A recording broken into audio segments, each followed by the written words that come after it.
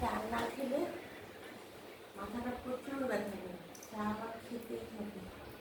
তো বন্ধুরা, আজকে দেখেছো আমি আজকে দুটো রেসিপি খেয়েছি। একটা তেলাপিয়া মাছের ঝাল, আর আরেকটা করেছি পকোড়া। মানে পকোড়াটা করেছি, কী করেছি, পকোড়াটা মানে ঘরে যদি মাংস রান্না করে ফেলেছি। মাংস নেই, কিন্তু বাচ্চা বা বড়রা চায়ের সঙ্গে পকোড়া খেতে দিয়েছে। তখন আমরা কী করবো? তখন আমরা ঘরে মাংস নেই, আমি ঝোলের মাংসটাকেই নিয়ে কেবল পকোড়া করে ফেলবো, সেটা করেছি। আর ঘরে মাংস থাকলে তো কাঁচা মাংস, সেটা তো আমরা কাঁচা মাংস দিয়ে অবশ্যই করবো। তো সেটা দিয়েছি আর কি। তোমরা প্লিজ আমাকে একটু সাবস্ক্রাইব করে দিও। হ্যাঁ, আমি তখন বলে দিচ্ছি, তোমরা যেন তোমরা ভুলে যাও। একটু মনে করে প্লিজ আমাকে একটু সাবস্ক্রাইব করে দিয়ে। শুরুতেই বলছি কেন, তোমরা ভিডিওটা কেউ দেখো না, শর্টসটাই দেখো। তাই আমি শুরুতেই বলছি যে প্লিজ আমাকে একটু সাবস্ক্রাইব করে দিও। আচ্ছা বন্ধুরা, তোমরা কি শুনতে পেরেছো যে দীঘাতে জগন্নাথ মন্দির অলরেডি হয়ে গেছে, 30 তারিখ সেটা স্টার্ট হবে।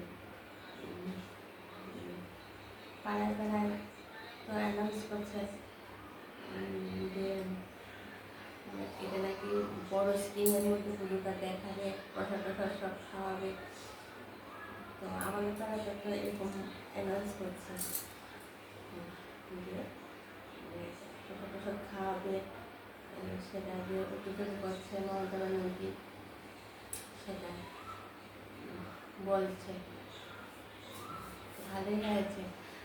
এখন পুরী চটপট থেকেও অত দূরে যেতে হবে না, ইচ্ছে হলে দীঘায় চলে যেতে পারবে। আর সেখানে তো জগন্নাথ আবার সমুদ্র দিয়ে কি সাক্ষাৎ জগন্নাথ সমুদ্র দিয়ে ভেসে এসেছিল। এটাও তো কত আশ্চর্যজনক ঘটনা না, জগন্নাথ এখানে ভেসে এসছে। আর অনেক অনেক বছর আগে নাকি খবরও দেখিয়েছিল, কি বইয়ে নাকি লেখা ছিল যে পুরীর যে পতাকাটা ছিঁড়ে নিয়ে উড়ে চলে গেলে, মন্দিরের ছিঁড়ে নিয়ে উড়ে চলে গেলে পুরীতে নাকি আর জগন্নাথ দেব থাকবে না। সেটা নাকি ছিঁড়ে নিয়ে উড়েও গেছিলো, সেটা আজকালকেও দেখিয়েছে খবরের নিউজে।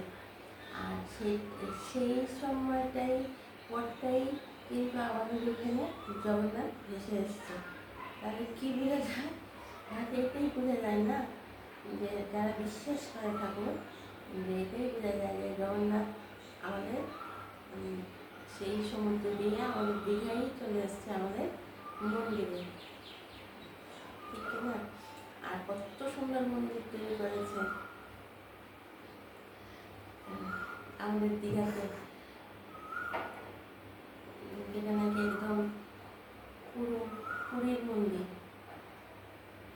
আমাদের মুখ্যমন্ত্রী মমতা বন্দ্যোপাধ্যায় কত সুন্দর করে সেই মন্দির তৈরি করেছে। সেটা দেখার মধ্যে প্রত্যেকটা মানুষের গিয়ে দেখে আসা দরকার। আবার জাগ্রত জগন্নাথ এখানে এসছে আমাদের আবার। এবং আমাদের পাড়ায় যখন প্রসাদ দেবে 30 তারিখ উদ্বোধন হবে তৃণমূল থেকে, নিশ্চয়ই সব পাড়াতেই দেবে, তাই না?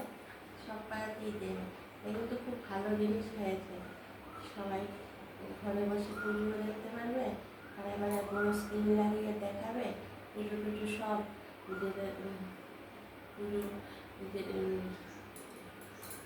পুজোর প্রথম পুজো স্টার্ট হচ্ছে মন্দিরে, আর প্লাস প্রসাদও পাওয়া যাবে। ভিড় হবে প্রচুর, অনেকে যেতে পারবে না।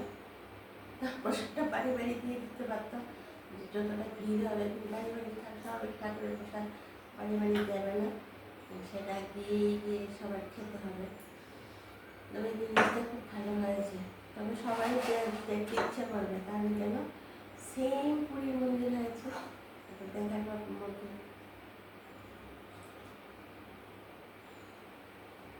আমাদের পুরীর জগন্নাথ তো জাগ্রতই ছিল, এখনো আছে।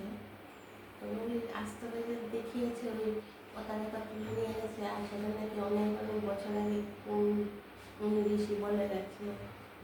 ঠাকুর জগন্নাথের ইয়েতে আমি ঠিক ব্যাপারটা সঠিক জানি না যে উনি ঋষি বলেছে না ঠাকুরই বলেছিল যে পতাকাটা তুলে দিয়ে, আর যে কোনো দুজনের মধ্যে যে কোনো একজন ভুলে গেছি কে জানে, মাথা নেই দেখে লিখে গেছে না ঠাকুরই বলেছে স্বপ্নে যে ওই পতাকাটা তুলে আর জগন্নাথ আর থাকবেন, স্যারকে জেনে পুরোটা বলবে তোমাদেরকে।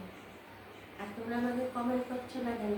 কমেন্ট করলে তো তোমাদের সঙ্গে মিলে এই কমেন্টের ইয়েতে আমি গল্প করতে পারতাম। কমেন্ট করো, তোমরা তো অনেকেই আমার ভিডিও দেখছো না, কমেন্ট করলে তো আমার ভালো হতো। আর প্লিজ সাবস্ক্রাইব করে দিও। দেখেছো কী গরম পড়েছে, প্রচুর গরম পড়েছে। তোমরা অনেকেই কাজে আছো, রাস্তায় আছো, বা যারা বাড়িতে আছো বাচ্চাদের নিয়ে ছোটাছুটি, বা বড়রা হলে ঘরে সব অনেক কাজ আছে, কোনো কিছু আছে, তাহলে এখন রেখে দিই।